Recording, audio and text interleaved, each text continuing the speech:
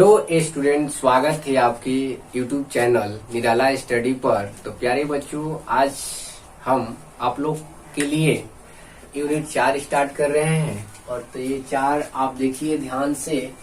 Chapter का नाम क्या है, यानी यूनिट 4। इसमें आपको 5 मार्क्स का ये आता है, यानी इसमें आपको 5 नंबर का सवाल इससे क्या करता है, पूछता है। कभी कभी तो ऐसा करता है कि इससे 8 नंबर का भी सवाल पूछा है, लेकिन ये सिलेबस में आपका 5 ही मार्क्स का है। सबसे पहले यहाँ पर ध्यान दीजिए, हम लोग का रासायनिक बलगतिकी, यानी रासायनिक बलगतिकी जो है ये क्या है, यूनिट का नाम है, यानी केमिकल किनेटिक्स। तो सबसे पहले केमिकल किनेटिक्स कहते हैं किसे, इस चीज को आप ध्यान से समझिए। जैसे कि मान लीजिए कि कोई अभिक्रिया की दर है, अभिक्रिया की दर, अभिक्रिया के दर या दर को ही बोला जाता है क्या, वेग। वेग भी बोला जा सकता है। अभिक्रिया की दर या वेग और क्रिया विधि,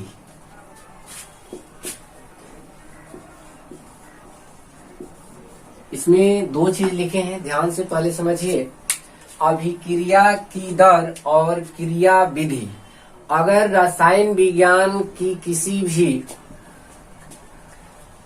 जब हम लोग रसायन विज्ञान की क्या करते हैं, अध्ययन करते हैं, तो अगर ये 2 चीज का अगर अध्ययन किया जा रहा है, कौन कौन सा चीज का, यानी अभिक्रिया की दर और क्रिया विधि को अगर अध्ययन किया जाता है तो उसे रासायनिक बलगतिकी कहते हैं। यानी कहने का मतलब यह है कि रसायन विज्ञान की वह शाखा जिसके अंतर्गत अभिक्रिया की दर और क्रिया विधि का अध्ययन किया जाता है, उसे रासायनिक बलगतिकी कहते हैं। तो इस चीज को आप लोग क्या कीजिए, नोट कर लीजिए। फिर से हम इसको दोहरा देते हैं। जैसे रासायनिक बलगतिकी अगर एग्जाम में आए कि किसे कहते हैं, तो सिंपल से आप लिखेंगे कि रसायन विज्ञान की वह शाखा जिसके अंतर्गत अभिक्रिया की दर या वेग और क्रिया विधि का अध्ययन किया जाता है, उसे रासायनिक बलगतिकी कहते हैं। ठीक है, तो आप लोग इसको नोट कर लीजिएगा। इसमें आपको ध्यान रखना है कि अभिक्रिया की दर और क्रिया विधि का जिस विज्ञान में यानी अध्ययन किया जाता है, उसी को कहा जाता है रासायनिक बलगतिकी। तो रासायनिक बलगतिकी में अब यहाँ पर ध्यान दीजिए, अभिक्रिया की दर या वेग, इसे हम लोग कहते हैं रेट ऑफ क्या, रिएक्शन। तो इस चीज को आप ध्यान दीजिए।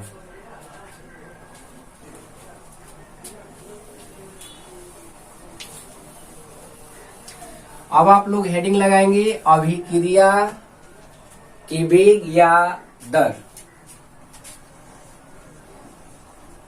अभिक्रिया की वेग या दर, यानी इसे रेट ऑफ रिएक्शन इंग्लिश में बोला जाता है, rate of reaction, rate of reaction. अब यहाँ पर एक सवाल बनता है कि अभिक्रिया की वेग या दर किसे कहेंगे। तो आपको यहाँ पर ध्यान रखना है कि अभिक्रिया की वेग या दर को सूचित किया जाता है, यानी रिप्रेजेंट किया जाता है किससे, यानी छोटा आज से। इस चीज को आप क्या करेंगे, ध्यान रखेंगे।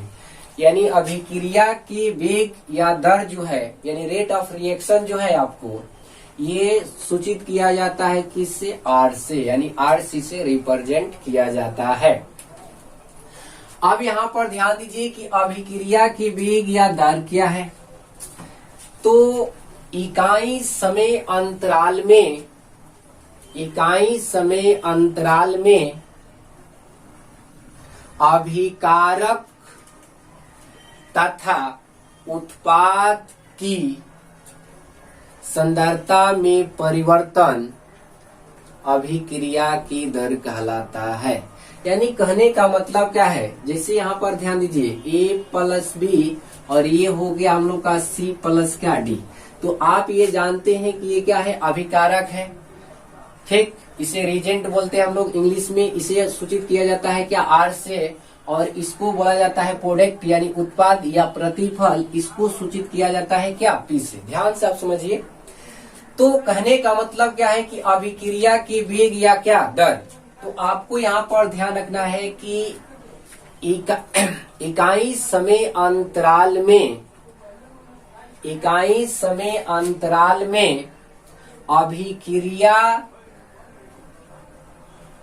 अभिक्रिया तथा उत्पाद की सांद्रता में परिवर्तन को ही कहा जाता है रेट ऑफ रिएक्शन, यानी अभिक्रिया के वेग यानी या दर। तो इसको आप लोग नोट कर लीजिए, बोल देते हैं फिर से। इकाई समय अंतराल में अभिकारक तथा उत्पाद या प्रतिफल की सांद्रता में परिवर्तन को ही अभिक्रिया के वेग या दर कहते हैं या कहलाता है। ठीक है, तो इसको आप लोग नोट कर लीजिएगा। अब यहाँ पर ध्यान दीजिए कि अभिक्रिया की वेग या दर जो है, इसको आप एग्जाम्पल से समझिए। जैसे यहाँ पर एग्जाम्पल देखिए, जैसे कि A+B एरो का चिन्ह C प्लस क्या है, D है। तो इस चीज को समझने से पहले एक क्या कीजिए आप कि ग्राफ समझिए। कहने का मतलब ये है, इस ग्राफ को देखिए, इधर लिया गया है T समय और इधर है आपका एक्टिव मास ऑफ क्या, मोलर। ये बड़ा कोष्टक में क्या किया जाता है कि एक्टिव मास ऑफ मोलर को दर्शाया जाता है। यानी कहने का मतलब है कि अगर T समय में ये आप देख रहे हैं, ये क्या है, अभिकारक है। तो अभिकारक क्या होता है, अभिकारक की सांद्रता क्या होती है, घटती है, और प्रतिफल की सांद्रता जो है आपका क्या होती है, वृद्धि होती है। तो इसका ग्राफ किस तरह से होगा, यहाँ पर ध्यान दीजिए। ये इस तरह से क्या होगा कि घटते क्रम में जाएगा। तो ये क्या हो गया हम लोग का, R हो गया। R यानी रिजेंट यानी अभिकारक। अभी आपको बताया कि इसको R से क्या करते हैं हम लोग, रिप्रेजेंट करते हैं, सूचित करते हैं। तो इसी को एक्टिव मास में अगर हमको लिखना है तो इसको क्या करेंगे, बड़ा कोष्टक लिख देंगे यहाँ पर। और यहाँ पर आप ध्यान दीजिए प्यारे बच्चों कि ये जो अभिक्रिया जब होता है तो इसकी सांद्रता क्या होता है, यानी सांद्रता में कमी होता है रिजेंट में यानी अभिकारक में। तो इसलिए ये क्या होगा, माइनस होगा। तो इसमें परिवर्तन हो रहा है, सांद्रता में परिवर्तन को ही तो कहा जाता है अभिक्रिया के वेग या दर। तो यहाँ पर आपका ये हो जाएगा डेल्टा रीजेंट, और ये है आपका। तो इसको हम लोग क्या करेंगे, माइनस ले रिप्रेजेंट क्या करेंगे, क्यों, क्योंकि ये क्या हो रहा है, कमी हो रहा है। ठीक, अब देखिए इसी का अगर उत्पाद देखा जाए तो उत्पाद क्या होता है कि इस तरह से जाता है, यानी इस तरह से ऊपर की ओर जाएगा उत्पाद यानी प्रतिफल। तो प्रतिफल को हम लोग रिप्रेजेंट करते हैं किससे, P से, प्रोडक्ट। तो इसको एक्टिव मास ऑफ प्रोडक्ट अगर लिखना है तो इसको क्या करेंगे, बड़ा कोष्टक में लिख देंगे, मोलर मास। इसका मतलब क्या होता है, मोलर मास होता है। अब यहाँ पर ध्यान दीजिए कि ये क्या होता है कि वृद्धि होता है। तो वृद्धि जब होगा और इसमें परिवर्तन भी हो रहा है तो इसको परिवर्तन के मतलब डेल्टा लगा देंगे, और वृद्धि हो रहा है तो यहाँ पर क्या, प्लस। तो प्लस यहाँ पर दर्शाया नहीं जाता है, इसी तरह से होता है। यानी आप सिंपल से अगर हम आपको बता दें कि सिंपल से आप समझिए कि हमेशा आपको ध्यान रखना है कोई भी रिएक्शन हो, यानी अभिकारक जो है उसकी सांद्रता क्या होती है, कम होती है। अभिकारक की सांद्रता क्या होगी, कम होगी, ध्यान रखना है। ठीक है, और प्रतिफल की सांद्रता जो है वो क्या होती है, बढ़ती है, वृद्धि होती है। तो वृद्धि के लिए प्लस और कमी के लिए क्या होता है, माइनस। एक चीज आप लोग जानते हैं, जैसे कि अगर मान लीजिए कि ये बोरी है और इस बोरी में अगर आप गेहूं लेकर गए पिसाने के लिए, ठीक, मशीन में, तो अगर यहाँ तक अगर आप गेहूं लेकर गए हैं, मान लीजिए कि यहाँ तक हम लोग का 20 केजी है या 15 केजी है, जो भी है मान सकते हैं आप। तो अब ये जो है आपका ये 20 केजी है, तो जब लेकर जाएंगे तो ये 20 केजी तो वहां पर जो खाएगा, जो खाने के बाद जब ये आटा बनता है, तो ये जब बनेगा तो उस वक्त ये क्या होता है कि इसके वजन में कुछ कमी होता है। ये भी आप ही जानते हैं, जिसे हम लोग भोजपुरी में कहते हैं कि जड़ती कटता है, यानी जड़ गया है कुछ इसमें से। ठीक, तो इसमें क्या होगा, आप देखेंगे कि इसकी सांद्रता में क्या होगी, ऐसे होता नहीं है लेकिन इसको हम समझाने के लिए आपको बता रहे हैं, ठीक है ना।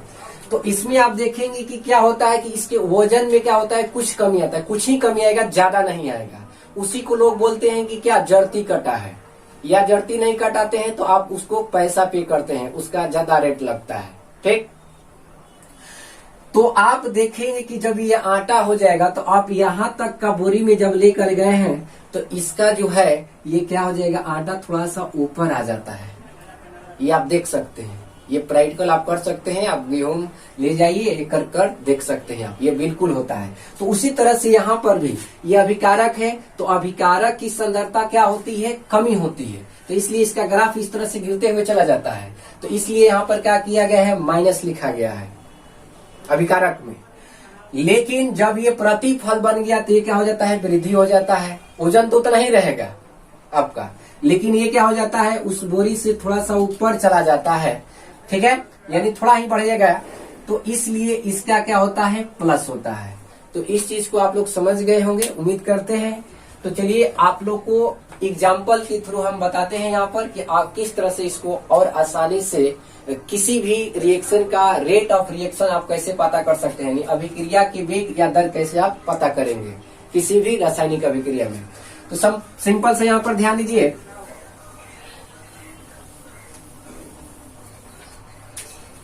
जैसे इसी को हम पहले एग्जाम्पल ले लेते हैं, एग्जाम्पल नंबर 1, ठीक है। तो एग्जाम्पल लेने से पहले कुछ इसमें आप फार्मूला को देख लीजिए तो अच्छा रहेगा, बेटर रहेगा। उसके बाद आपको हम एग्जाम्पल दिखाएंगे। तो यहाँ पर देखिए R बराबर फार्मूला क्या होगा, R बराबर यानी अभिक्रिया की वेग या दर को ही सूचित किया जाता है स्मॉल क्या r से। तो R बराबर क्या होगा, अभिकारक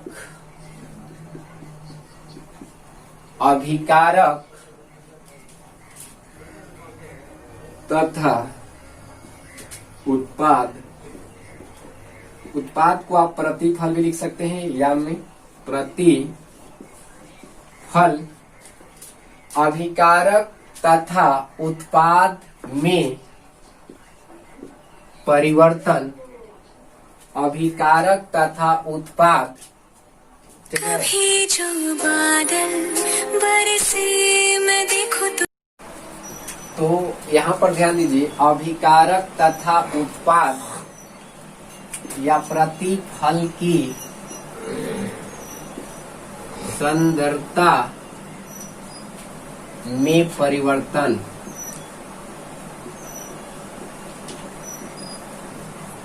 बटा में हो जाएगा आपका समय अंतराल।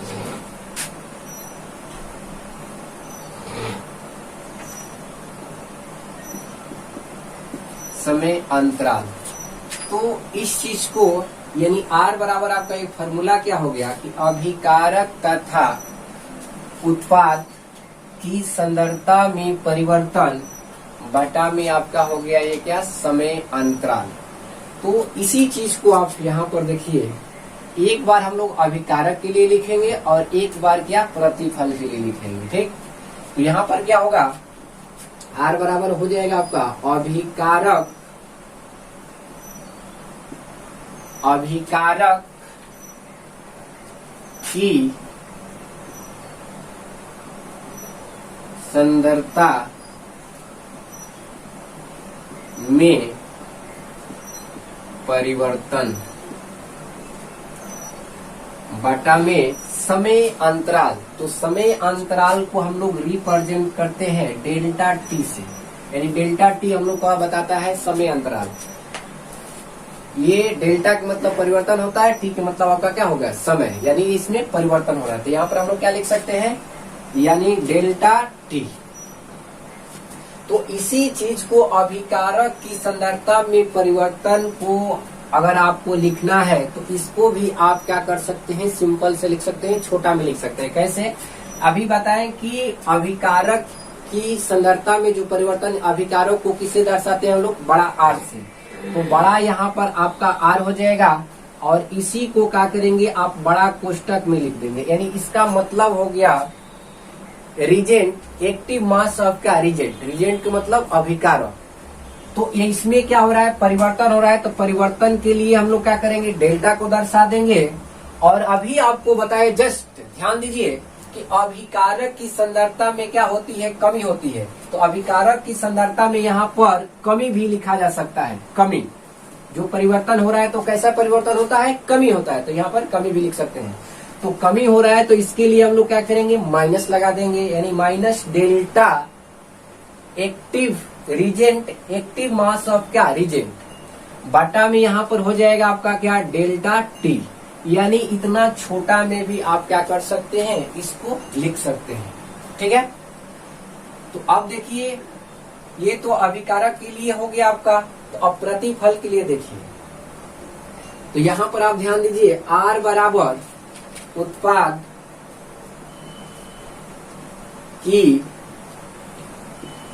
संदर्भता में क्या होता है, वृद्धि होता है। तो जब वृद्धि होगा तो क्या होगा, वृद्धि बटा में समय अंतराल। तो समय अंतराल के लिए यहाँ पर आपका हो जाएगा डेल्टा टी। इस चीज को आप लोग समझ गए हैं। तो उत्पाद की संदर्भता में क्या, वृद्धि।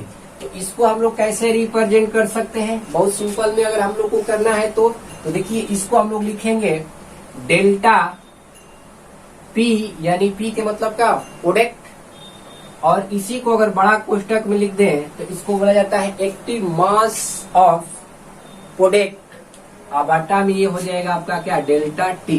तो ये क्या होता है, वृद्धि होता है। तो वृद्धि में क्या होता है आपका, प्लस होता है। तो ये आपका फॉर्मूला यहाँ पर आपको मिल गया।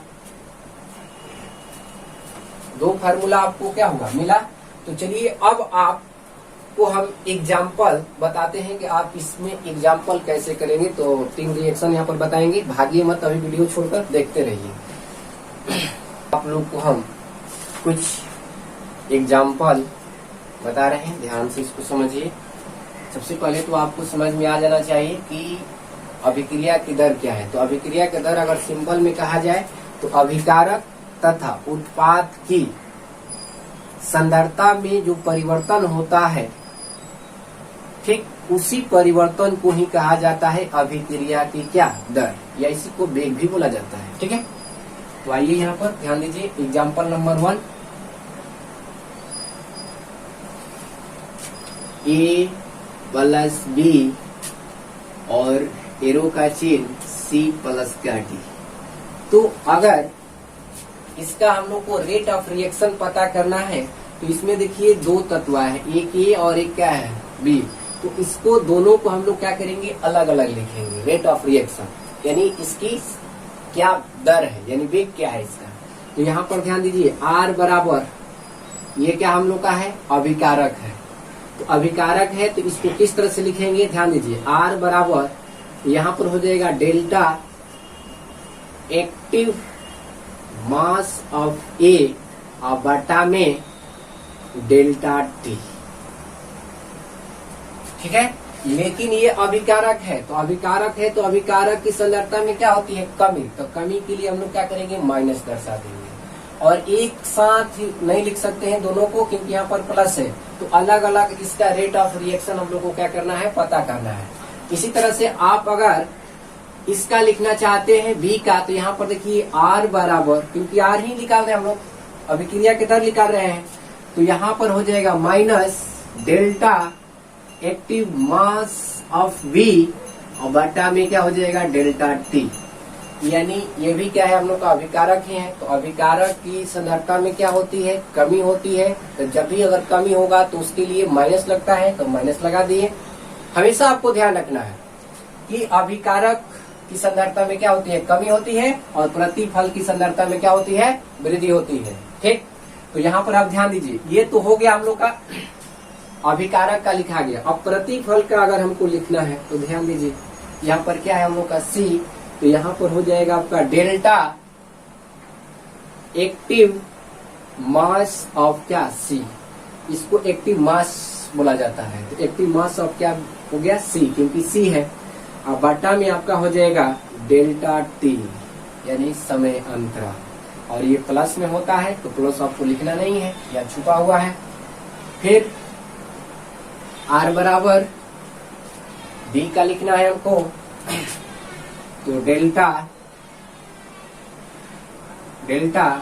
एक्टिव मास ऑफ D, अब बटा में हो जाएगा डेल्टा क्या T। तो ये आपका हो गया रेट ऑफ रिएक्शन इस समीकरण का। तो अब यहाँ पर आप सेकेंड नंबर एग्जाम्पल देखिए। हर एग्जाम्पल आपको कुछ ना कुछ थोड़ा बहुत सिखाएगा, 1% ही सिखाएगा लेकिन सिखाएगा है। केमिस्ट्री का रूल है कि हर क्वेश्चन में थ्योरी भी सीख लिए, अगर एग्जाम्पल भी सीख रहे हैं उसमें भी आपको कुछ ना कुछ सीखने को मिल ही जाएगा। तो यहाँ पर आप ध्यान दीजिए, जैसे यहाँ पर एग्जाम्पल हम लेते हैं 2 number 2A plus 3B arrow का चिन्ह 4C प्लस 6D। अब इसको कैसे लिखेंगे, रेट ऑफ रिएक्शन इसको कैसे पता करेंगे, ध्यान दीजिए। अब यहाँ पर ध्यान दीजिए, तो सबसे पहले अगर हमको इसको लिखना है तो कैसे लिखेंगे, R बराबर, यह हम लोग का क्या है, अभिकारक है। तो अभिकारक है तो इसको कैसे लिखेंगे, 1/2 लिखेंगे। अब क्योंकि यहाँ पर 2 आया है, अब देखिए यहाँ पर सभी के पास 1 था, नहीं दिया रहता है तो 1 रहता है, तो 1/1 लिखेंगे तो कोई फर्क नहीं पड़ता। लेकिन यहाँ पर अगर 2 आ गया तो आपका 1/2 होगा। क्यों, क्योंकि अभिक्रिया के दर का क्या कहता है, इकाई समय अंतराल में अभिकारक तथा उत्पाद की सांद्रता में परिवर्तन को ही कहा जाता है अभिक्रिया की दर। तो इकाई समय में कह रहा है तो यहाँ पर आपका क्या होगा, 1/2। यहाँ पर 2 दिया है तो 1/2 आपको ध्यान रखना है। फिर यहाँ पर ध्यान दीजिए, लिखेंगे हम लोग delta active mass of A, क्योंकि ये दिया है यहाँ पर तो A लिखेंगे। अब बटा में आपका हो जाएगा डेल्टा क्या T। लेकिन ध्यान दीजिए, एक चीज और आपको ध्यान रखना है कि ये अभिकारक है तो ये क्या होगा आपका माइनस में, तो चाहे आप यहाँ पर माइनस लगा लीजिए चाहे यहाँ पर आप इसके आगे माइनस लगा लीजिए, यानी -1/2 ठीक delta active mass of A बटा में डेल्टा T, इस तरह से लिखा जाएगा। फिर अगर मान लीजिए कि हमको रेट ऑफ रिएक्शन पता करना है B का, तो R बराबर 1 में क्या होगा, 3 माइनस में होगा क्योंकि अभिकारक है, -1/3। और यहाँ पर आप लिखेंगे delta active mass of V और बटा में हो जाएगा डेल्टा क्या T। तो 1 क्यों हुआ, 1/2 क्यों हुआ, 1/3 क्यों हुआ, क्योंकि इसमें इकाई समय अंतराल में कह रहा है, यानी 1 में ये बता रहा है कि इतना होता है इकाई समय अंतराल में। तो इसीलिए आपको ध्यान रखना है, कोई भी अगर आपको रिएक्शन मिले तो इस तरह से दिया रहे तो आप अभिकारक को लिख सकते हैं। और प्रतिफल को कैसे लिखेंगे, ध्यान दीजिए इधर R बराबर, अब इसको लिखना है तो आगे क्या है, तो 1 ये क्या हो जाएगा 4 डेल्टा एक्टिव मास ऑफ क्या C है तो C और बटा में डेल्टा T। ये तो प्लस में ही होता है क्योंकि प्रोडक्ट है, प्रतिफल है, ठीक है। अब यहाँ पर फिर R बराबर, अगर हमको D का लिखना है, अभिक्रिया का दर पता करना है D का, तो देखिए यहाँ पर हो जाएगा आपका 1/6 delta active mass of D, active mass of D बटा में डेल्टा क्या T। तो आप लोग उम्मीद करते हैं कि आप लोग समझ गए होंगे। तो चलिए एक और एग्जाम्पल, एक एग्जाम्पल और आपको समझाएंगे और एक एग्जाम्पल आप लोग के लिए देंगे जो कि आप लोग घर से वर्क करेंगे SW में। तो ये यहाँ पर आप लोग तीसरा एग्जाम्पल देखिए। तीसरा एग्जाम्पल है H2 प्लस O2 एरो का चिन्ह, तो क्या बनता है H2। आप इसको बैलेंस सबसे पहले कर लीजिए। तो यहाँ पर आप ध्यान दीजिए कि हाइड्रोजन आपका 2 गो है, तो इधर भी 2 गो है, लेकिन ऑक्सीजन इधर 1 है, यहाँ पर कितना है आपका 2, तो यहाँ पर आप 2 से गुणा कर दीजिए। आपको बैलेंस करना आना चाहिए, ठीक है। अब यहाँ पर हाइड्रोजन 4 गो हो गया, तो यहाँ पर भी 2 से गुणा कर लीजिए ताकि इस साइड भी आपका हाइड्रोजन क्या हो जाए, बराबर हो जाए। संतुलन करना है, यानी कहने का मतलब कि दोनों तरफ का परमाणुओं की संख्या अगर समान होता है तो उसी को कहा जाता है क्या, संतुलित समीकरण, ठीक है।